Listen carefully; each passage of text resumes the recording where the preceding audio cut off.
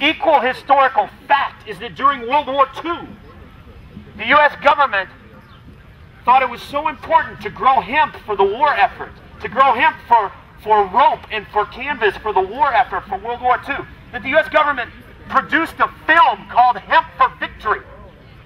Hemp for Victory. Isn't that beautiful? That should be a chant. Let's try it. Hemp for victory. Hemp for victory. Hemp for victory. Hemp for victory. Hemp for victory. Hemp for victory. Okay, so we know that hemp is valuable. So they made a film called Hemp for Victory and made every farmer in the country watch this film. And after they watched the film, they handed the farmer a booklet on how to grow hemp best, with excellent advice about how to grow hemp, like practical, technical advice. Marijuana, the whole reefer madness paranoia that was fomented at bottom by a newspaper editor who had a grudge, who had an axe to grind, and who had papers to sell, and who happened to own some forests, right? This is where the connection comes. William Randolph Hearst and his yellow journalism and his campaign against marijuana. It turns out that William Randolph Hearst happens to own a bunch of forests from which he's making his newspapers. And so he realizes that if people start to understand that, wait a minute, you can make 3 times as much paper from the same acreage if you grow hemp instead of trees. 3 times as much paper. Hemp grows that much faster and delivers, oh, excuse me, I stand corrected, 4 times as much paper from the same acreage. If you grow hemp on it instead of trees, you can get 4 times as much paper. Hearst realized that. He's like, wait a minute, I mean, I'm rich, but I'm not rich enough. And so I don't want the hemp lobby to start making paper and people to start printing newsprint, making newsprint out of hemp. So we better make this illegal, reefer madness. And so they spread false information, lies, fiction, little half-truths. And they get the law to change. You tell a lie long enough and hard enough, eventually, even the people who know the truth just stop fighting. It's called cognitive dissonance. You get cognitive dissonance. You say, well, I know that's wrong, but everybody's saying it, and it's coming at me from the media, and it's coming at me from the government, and it's coming at me from the clergy. And eventually, you just stop fighting. But we're here today not to stop fighting. We're here today to reinvigorate the fight and to know that we know the truth, we know what is right, we know what is just, and we know that the fight needs to continue. We know that at least on the medicinal level, medical marijuana is progressing. The state of Connecticut, the legislature of the state of Connecticut, just passed medicinal marijuana. And then it got vetoed by the governor. Oh, it's like 3 steps forward and 4 steps back. What's it going to take? We keep fighting. We keep trying. A lot of great reasons. All right, so we've got my buddy Jay right over here, another Jay from Michigan. Yeah! Michigan Jay. Michigan Jay has this banner here. He had this great idea of trying to find out how many people from how many different states are at the rally today. So far we know we have people from D.C., Maryland, and Virginia. A little further out, West Virginia, Ohio, Michigan, Florida, New York. Hey, Illinois, we got an Illinois. Where's the pin? Let's add Illinois to this. California! Yep. So we can count California's on there. That's right, people smoke pot in Illinois and in California.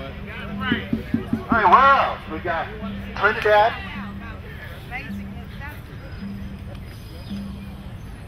All right, I'm going to list somebody else to speak for a minute here. Another activist in the community. Thank you, John. My name is Doug Green. I actually work with Dana Beal in New York. Dana and I are one of the founders of Cures Not Wars. Cures Not Wars is known for 2 things. We put on the Global Marijuana March, first Saturday of May that we were talking about before. And we also advocate for Ibogaine. If any of you don't know about Ibogaine, you should Google it, look at the Wikipedia. I've edited part of the entry on Wikipedia. It's spelled Ibogaine, and it is the counterpart to marijuana, to cannabis, in terms of its potential to treat addiction to hard drugs, to alcohol and nicotine and opiates. Do you know how many people were arrested last year for marijuana? Too many. Too many is a good, safe answer. I think the answer is actually about 770,000 people. That's a person every 40 seconds arrested for marijuana sales and possession. Normal has a slogan, they say, no wonder we're paranoid. Every 40 seconds, we have good reason to be paranoid. We are experiencing some tremendous successes. Does anyone get college financial aid, student financial aid? Anyone? Anyone in college? There is a question on the federal financial student aid form, because I'm sure even if you don't get federal financial aid, your friends do. And there's a question saying, have you ever been convicted of a drug crime? If you answer that question, and even if you're convicted of a pot crime, you lose your federal financial student aid. That's it. There are heavy collateral damages. Actually, MPP came out with a great new report, you should check it out, about the states that are worse for collateral convictions. Because if you're convicted for pot, you can't get student aid, you can't get housing, you can't get food stamps. There's a whole number of benefits that are denied to you if you're convicted of a drug crime, and it varies dramatically from state to state. But we had a great victory 2 weeks ago. The Senate Health, Education, Labor, and Pensions Committee, of which one of my senators, Hillary Clinton, possibly president, is on that committee. They voted to take that question off the federal financial student aid form. So they would no longer be able to ask that question. I'm trying that.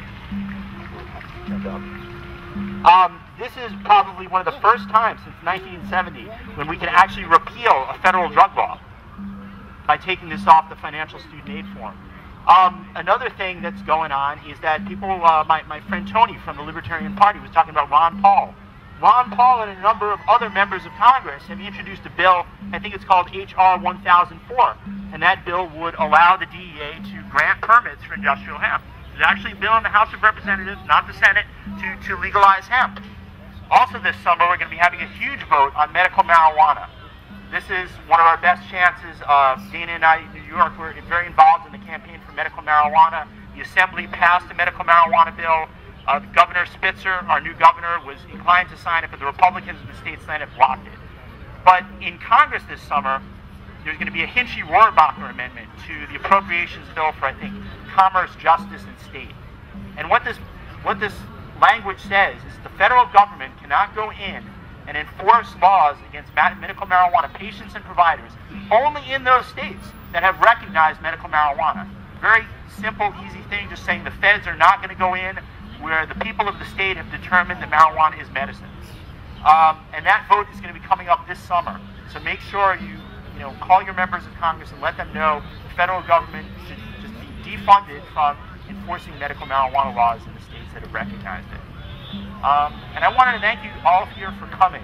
There's lots of things you could be doing on the 4th of July, but we are the true Americans.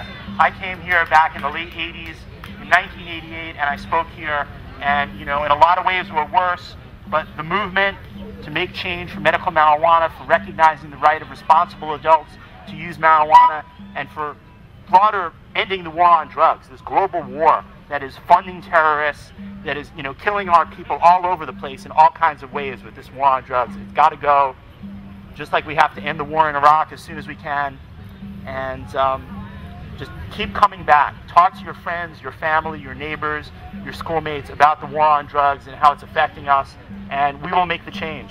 Bring more people here, because we have to make this happen as soon as we can. Our friends and neighbors are going to prison and dying because of this war. Thank you.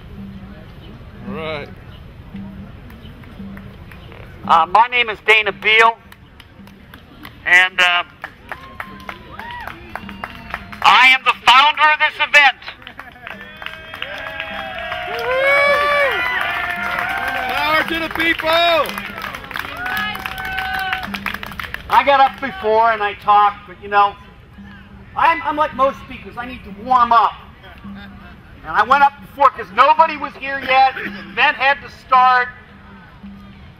And I pointed out that the turnout we have at these events is directly related to the expectation of change.